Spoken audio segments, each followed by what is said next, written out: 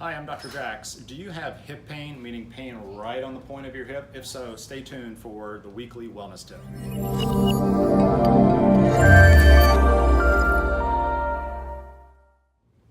Hi, welcome back. One of the most common problems that I see, and this is mostly for women, men can have this as well, but it's predominantly women, is pain right on the outside of the hip.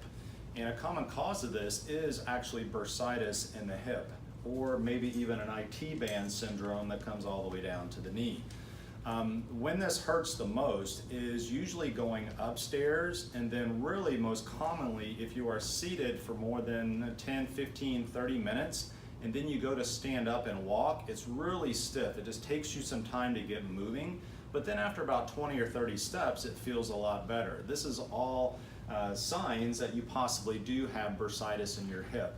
The Bursa Sacs are just like little lubrication pouches on the outside of our hip that help the ligaments and the muscles glide so it doesn't rub into the bone. So we do need these Bursa Sacs, but when they get inflamed, hence the term bursitis, then it gets very, very painful.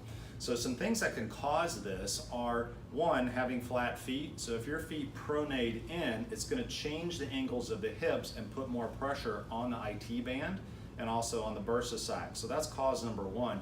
Number two, in our area there's a lot of beaches, and if you do a lot of running on the beaches, or if you're running on uneven surfaces where one side is higher than the other, that can cause a shift in the pelvis and the hip angles, putting pressure again on the IT bands and the Bursa Sacs, leading into the pain.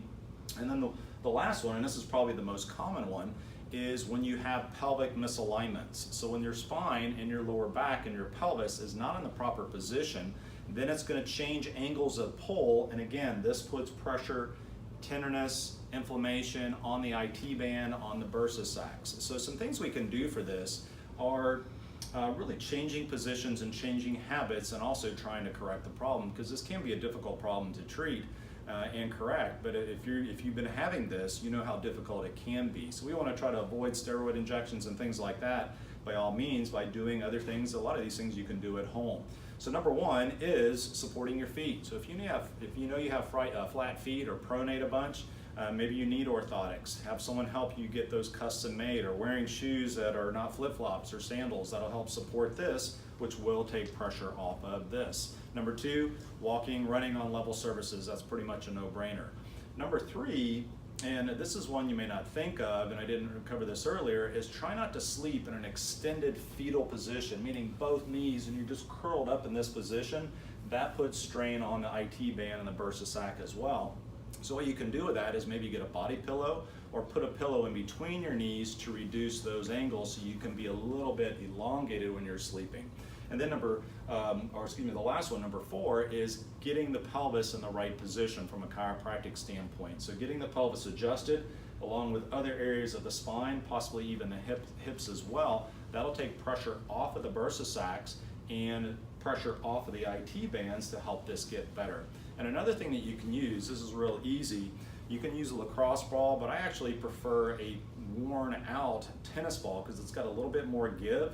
And what you want to do is work on the muscles right in the glute medius muscle, and then what's called the TFL muscle. So you take this and you pin it against the wall to work on these trigger points, and that will release the tension on this muscle. Again, the goal, the common trend here, is taking pressure and tension off the Bursa Sac and also the IT bands as well. So very common problem that we see in our office.